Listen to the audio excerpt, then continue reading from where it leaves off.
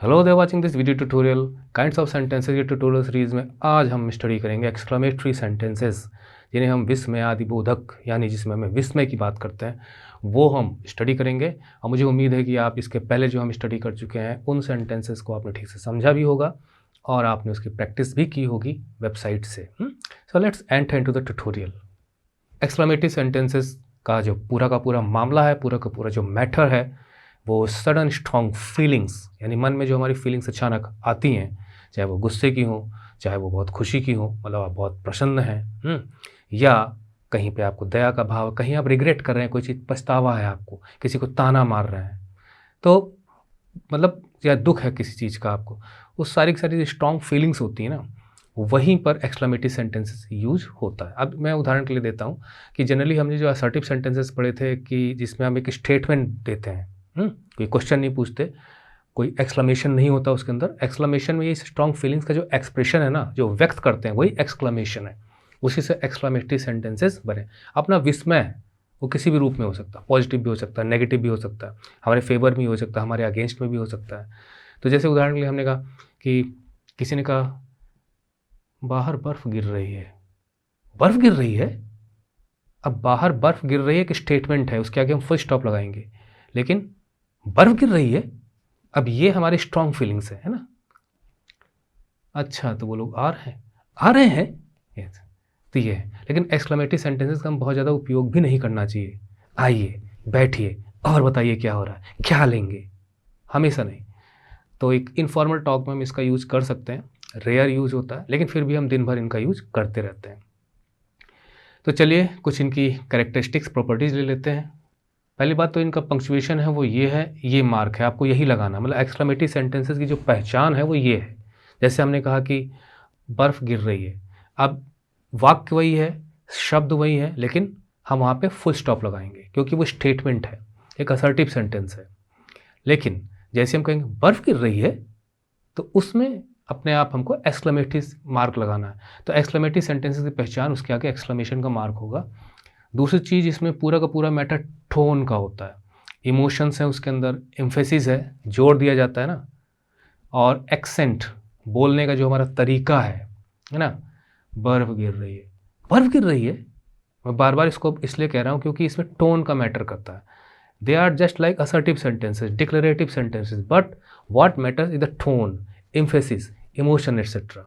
Generally इनकी शुरुआत जो होती है वो व्हाट है, हाउ है, या हम इंटरजेक्शन से भी शुरुआत कर सकते हैं, wow, ouch, oh no, alas, hurrah etcetera. तो ये भी हम इस्तेमाल कर सकते हैं।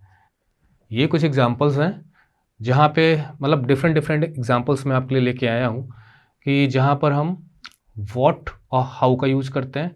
जैसे what a beautiful day today is, आज का दिन कितना अच्छा है ना, हमको अच्छा लग रहा है, तो सडन फीलिंग है, क्या सुबह है, आह, कल का दिन तो बेकार चला गया।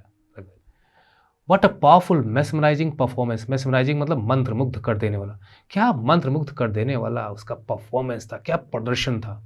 हाउ फूलिश आई एम, कितना बेवकूफ़ हूँ मैं, है ना। अब यहाँ पे आपको पछतावा है, यहाँ पे हमारा सरप्राइज है, अमेजमेंट है, यहाँ पे हम बहुत ज़्यादा प्रसन्न है, जॉय है। How lovely she appears in the dress, इस ड्रेस को, इस परिधान में, इस ड्रेस को पहनकर कितनी अच्छी लगती हो तुम, कितने अच्छी लगती है वो। तो ये हो गया। हाउ वंडरफुल, ये एक एग्जाम्पल है बड़े सेंटेंस का। How wonderful it is to spend the day with all of a closest friends and family, अपने दोस्तों, अपने फैमिली मेम्बर्स के साथ, मतलब जो हमारे नज़दीकी मित्र वगैरह हैं, हमारे फैमिली मेम्बर्स के साथ जब हम दिन व्यतीत करते हैं तो कितना अच्छा लगता, अद्भुत महसूस होता, वंडरफुल। सारा का सारा मामला हमारा एक्सक्लेमेशन का है और हमने इसलिए यहाँ पे एक्सक्लेमेशन मार्क्स लगाए हुए हैं। और अगर आपको इसमें सब्जेक्ट पता करना हो तो कैसे आप पता करेंगे? सब्जेक्ट मतलब हमेशा इसी से, व्हाट से या हाउ से ही सेंटेंसेस स्टार्ट नहीं होते हैं, वो हम आगे एग्जांपल लेंगे।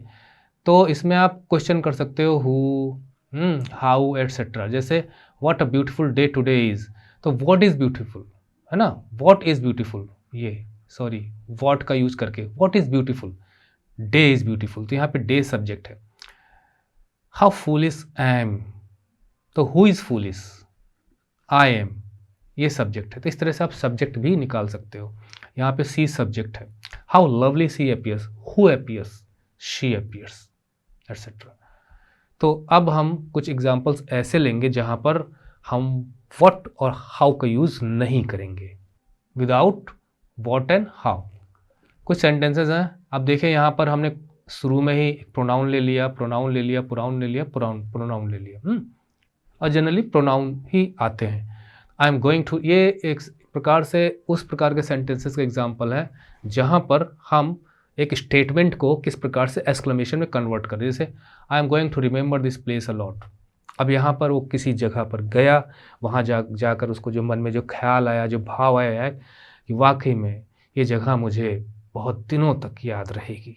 भाव है, इमोशन है, एम्फेसिस है, ये जगह याद रहेगी। यू आर ब्यूटीफुल, अगर हम सीधा कहते हैं यू आर ब्यूटीफुल, तुम सुंदर हो, लेकिन यहाँ पर जैसे ही हमने सो डाल दिया तो एक एम्फेसिस आ गया, एक पावर आ गई वाक्य में कि तुम कितनी सुंदर हो।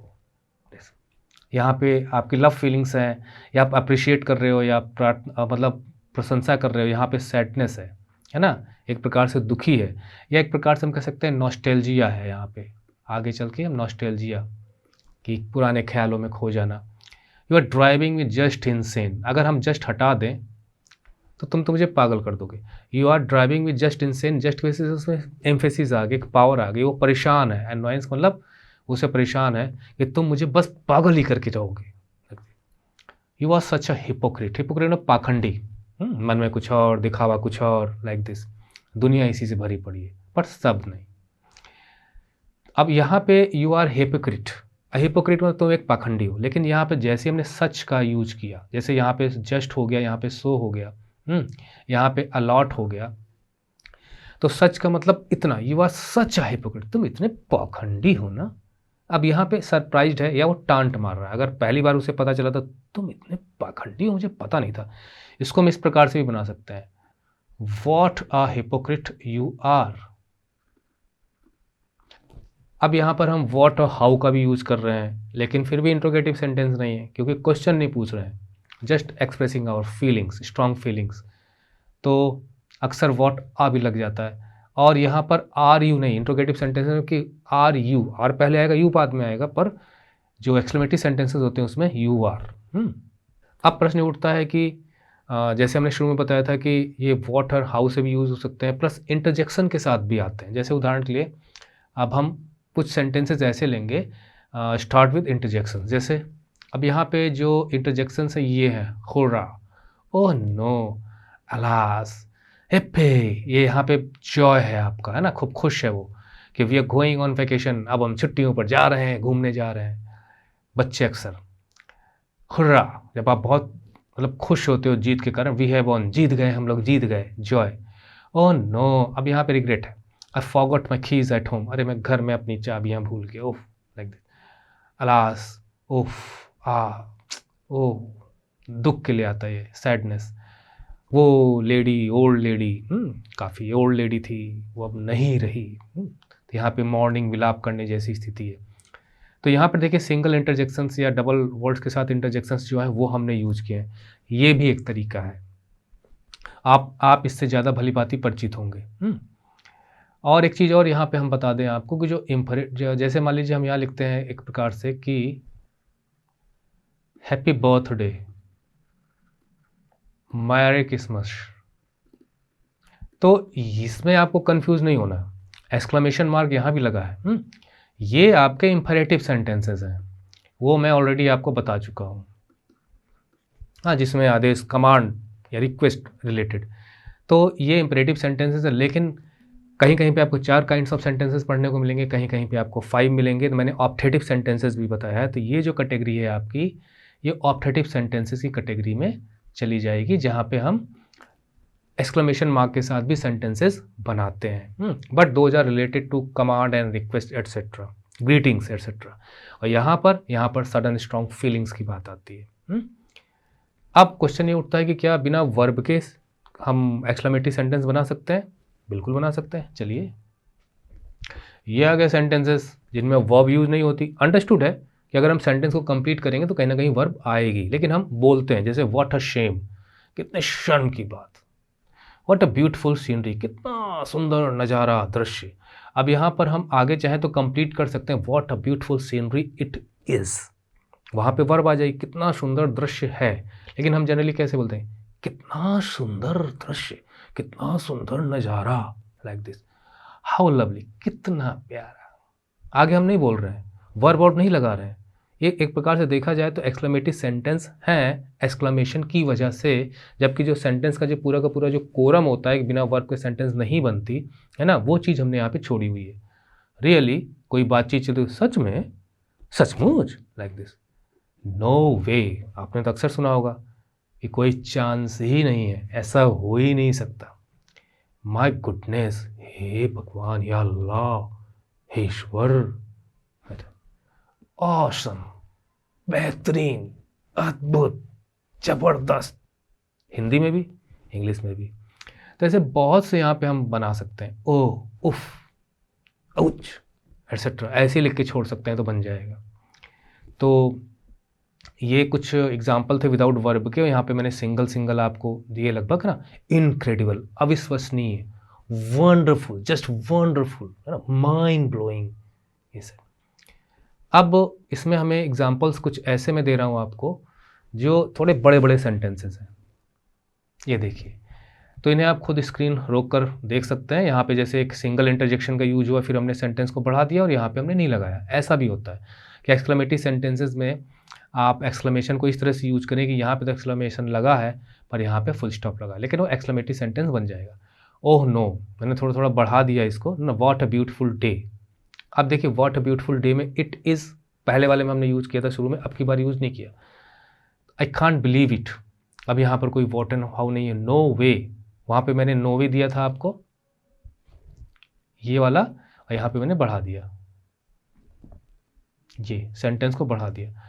तो ये कुछ एग्जाम्पल है। ओ गुडनेस का भी मैंने यहाँ पे बढ़ा दिया। तो अब आप एक्सक्लेमेटिव सेंटेंस को ठीक से समझ गए होंगे और पहचानने में और बनाने में आपको कोई प्रॉब्लम नहीं आएगी। इसको हम प्रेजेंट टेंस भी बना सकते हैं, पास्ट टेंस भी बना सकते हैं ना। कितना सुंदर दृश्य, कितना सुंदर दृश्य था ना, है ना, या कितना अच्छा लगेगा जब वो लोग आएंगे और हम लोग कितना मौज मस्ती करेंगे, जब दिए जलाएंगे दिवाली, कितना अच्छा लगेगा ना, what a seen it will be. तो हम इस तरह से भी इसका प्रयोग कर सकते हैं। सो ये जो सीरीज़ थी काइंड्स ऑफ सेंटेंसेस की, इसी के साथ सीरीज ख़त्म होती है। अब एक ट्यूटोरियल ऐसा होगा जिसमें हम शॉर्ट, मतलब सारे के सारे काइंड्स ऑफ सेंटेंसेस को एक ही वीडियो में रखने की कोशिश करेंगे। उसके बाद फिर हम कोई नया टॉपिक लेके आगे बढ़ेंगे। So please support the channel, video को लाइक कर दीजिए, सब्सक्राइब कर दीजिए, मुझे सपोर्ट करिए अपने अजीज़ सर को। Okay, signing off for now, see you in the next video, till then bye bye.